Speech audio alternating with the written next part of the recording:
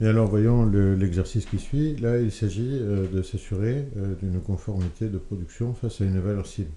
Donc, on doit avoir la valeur cible 2,5 et sur un échantillon de 100 individus, on finit par mesurer 2,6 avec un écart type à 0,4.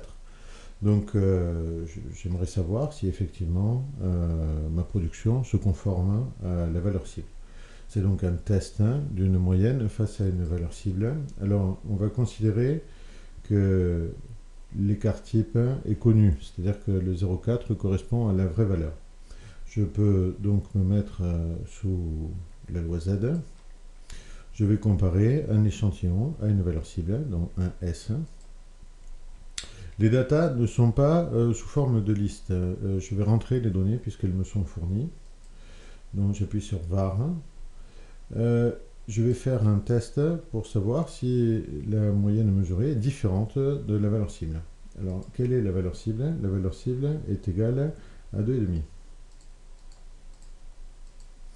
L'écart type des données est égal à 0,4. Je le considère comme vrai et connu. La moyenne est à 2,6. Le nombre d'individus, 100 individus, 100 échantillons ont été pris pour cette étude. Alors, voilà les résultats du test. Z égale 2,5, c'est-à-dire beaucoup plus sous H0 que la valeur limite qui était 1,96. C'est-à-dire qu'entre moins 1,96 et plus 1,96, à 95% de confiance, j'étais obligé d'accepter H0.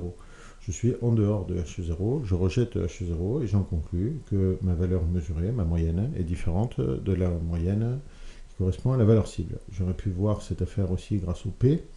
Le P est égal à environ 1%, c'est-à-dire que j'ai environ 1% de chance de me tromper en rejetant H0. Cette valeur de P est inférieure aux 5% que je m'étais fixé. Je rejette donc H0 et j'en conclus que mon lot a une moyenne significativement différente de la valeur de 2,5.